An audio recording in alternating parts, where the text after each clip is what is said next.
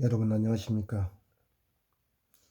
오늘 저는 공수처법에 대해서 선거법 패스트트랙에 올라있는 선거법과 공수처법에 대해서 한 말씀 드리려고 합니다. 이들은 왜 공수처법과 선거법을 끝까지 달성시키려고 하는가 대한 의문점을 제기하고자 합니다. 소위 적폐청산이라는 것을 내걸었던 이 정부가 지금 와서 알고 보니까 이들이 적폐로 가득 차 있는 것을 우리는 보고 있지 않습니까? 조국 개인과 그 가족들 모두가 적폐가 아닙니까? 우리는 그것을 두 눈으로 목격을 했습니다. 이제 사건은 부산 경제부시장 유재수 사건 게이트로 번져가고 있습니다. 이 유재수 사건에서 보듯이 하나둘 이들의 적폐가 낱낱이 드러나고 있는 것입니다.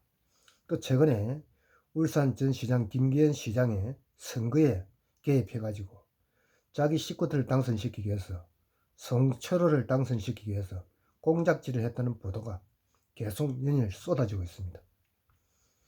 김태호 수사관의 공익 제보에서 보았듯이 여기에서 백은우, 박행철, 조국 등이 있었습니다.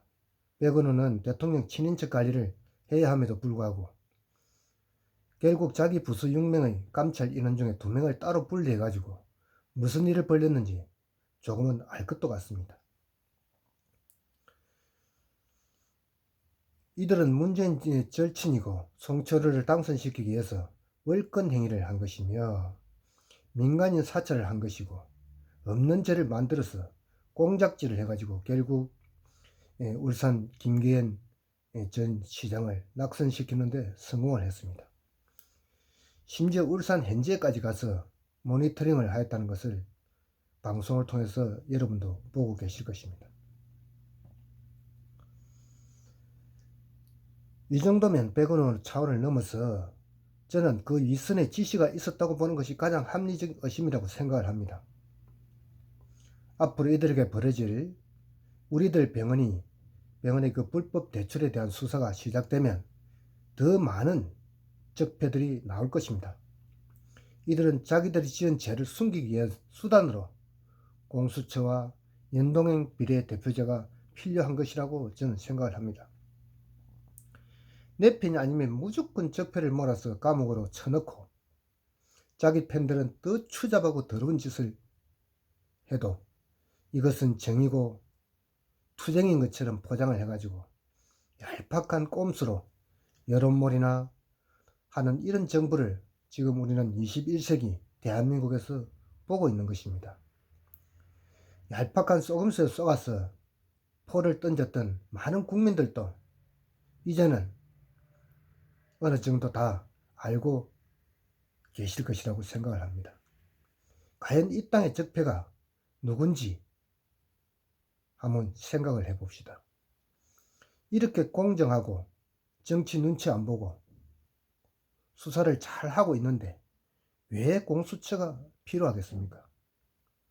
만약 공수처법이 생기면은 최우선으로 윤석열 검찰총장도 하루아침에 적폐 대상 1호가 되고 말 것입니다. 그렇게 되지 않겠습니까? 이들이 숨겨야 할 일들이 얼마나 많습니까? 북한 선박이 우리나라에 들어와 가지고 어항까지 들어온 걸 응? 제대로 관리 감독도 못한 군, 또 남하는 어선을 퇴처하고도 결국 남한 것을 그 어민들을 두 어민을 국민도 모르게 북한의 사자의 입으로 보낸 사실, 또 엊그제 서해 바다에서 내려오는 북한 선박을 사격을 해가지고 돌려보낸 사건들. 북한 선박이 내려오면 그것도 10노트 이상 속도로 내려오다가 갑자기 3노트 속도를 줄인 것은 내 잡아가라 한 것 아닙니까? 그런데 그걸 구태여 사격을 해가지고 다시 돌려보냈다는 것은 정말로 국민으로서 상상하기 어려운 일 아닙니까? 그러면 북한 김정은이에게 또 사정사정 해가지고 부산 아시안 정상회의에 참석해 달라고 하는 이런 참 한심한 이런 일들, 이 모든 것들을 한번 보십시오. 드루킹 사건, 노회찬의 의문사 사건, 비트코인 사건, 이 모든 것들을 숨기기 위해서는 이들에게 필요한 것이 무엇이겠습니까? 바로 공수처입니다.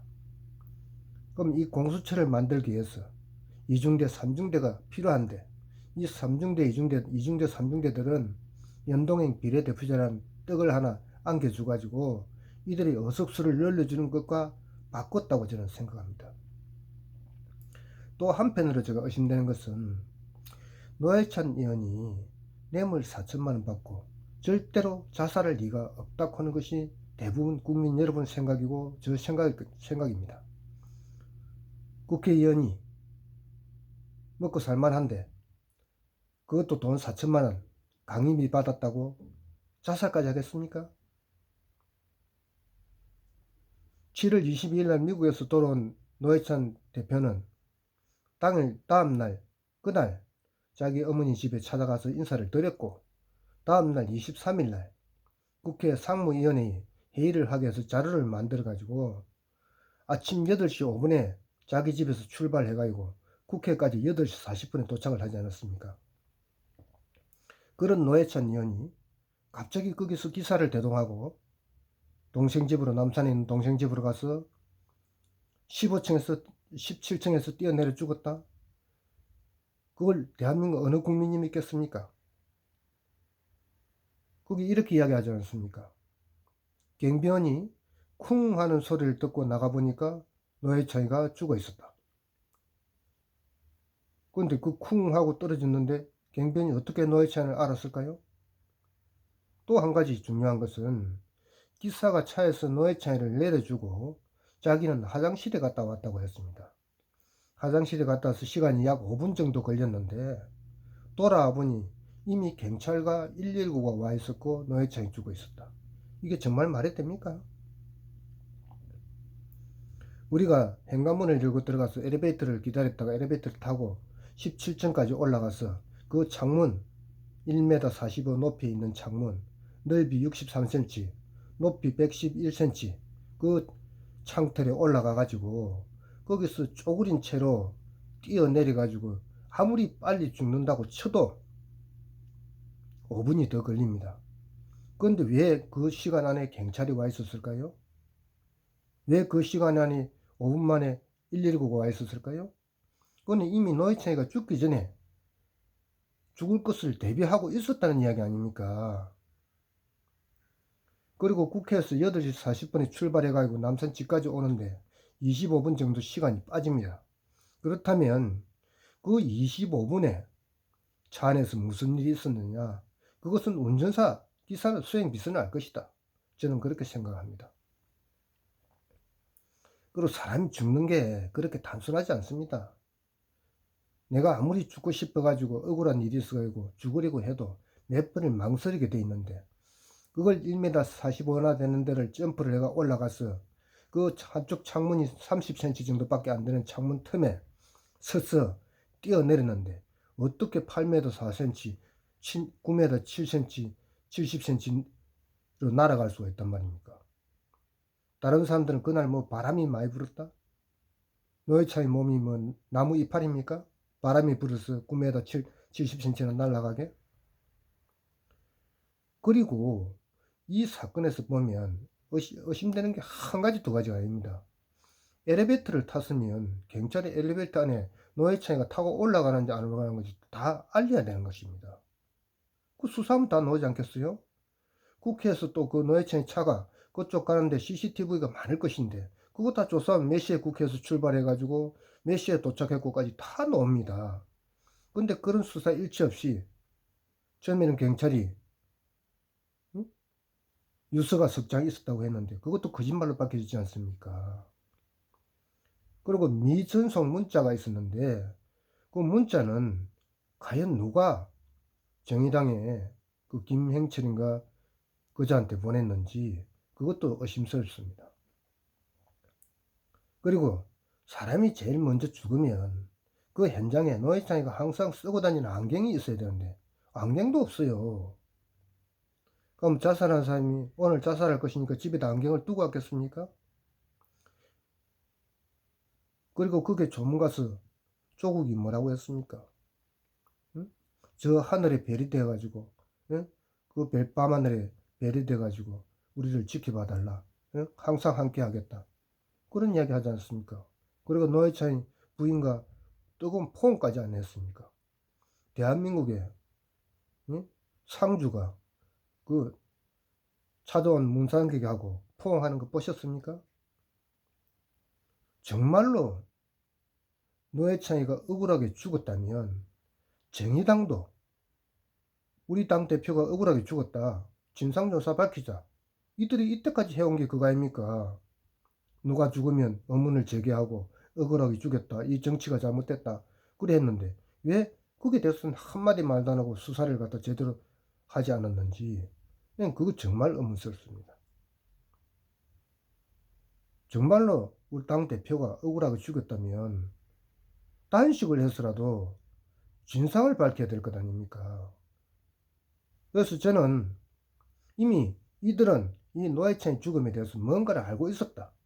그래서 연동형 비례대표제하고 바꾼 것이 아닌가 그런 합리적 의심을 합니다. 네, 그들은 의석이 지금 7석밖에 안 되는데 연동형 비례대표제를 함으로 인해 가지고 15석의 의석을 확보할 수 있기 때문이죠. 그 국민이 모르는 국회의원을 선출한다는 것이 이 대한민국에 있을 수 있는 일입니까? 내가 뽑은 국회의원이 이름도 누군지도 모른다는 건 이건 정말로 민주주의에서는 있을 수 없는 일이죠. 왜 굳이 이런 법을 만들어서 이렇게 하려고 할까요? 이건 분명히 정의당이 말을 해야 됩니다. 노회찬 죽음에 대해서. 그리고 노회찬 부인은 내 남편이 돈 4천만 원 죽을 사람이 아니다. 진상을 밝히라. 그 부검하자. 부검을 했으면 사건이 어떻게 죽었는지 금방 나옵니다. 근데 왜 그걸 안 했을까요? 이게 정말 의문스럽지 않습니까? 그래서 이 모든 것들을 숨기기 위해서 뭐가 필요하느냐? 이 모든 것을 숨기기 위해서는 공수처법이 필요한 것입니다. 왜? 아무도 이 사건에 대해서 입도 뻥긋하지 못하게 막기 위해서는 공수처법이 필요한 것이죠. 이 사건을 수사하면 얼마든지 그 수사 가져와 자기들 손에서 뭉개버릴 수 있죠. 그래서 이들이 이미 드루킹 사건에서 들통이 날 만한 크나큰 사건과 연관이 있기 때문에 이런 일을 저지르지 않았나 하는 생각이 듭니다. 이건 뭐 제 심정입니다만 일반 무식한 국민인 저도 도저히 이해가 될 수 없는 사건이죠. 여러분은 이해가 되십니까? 제가 제 아버지가 죽었다면 어쨌든지 그 의문을 밝혀야 되는 것 아니겠어요?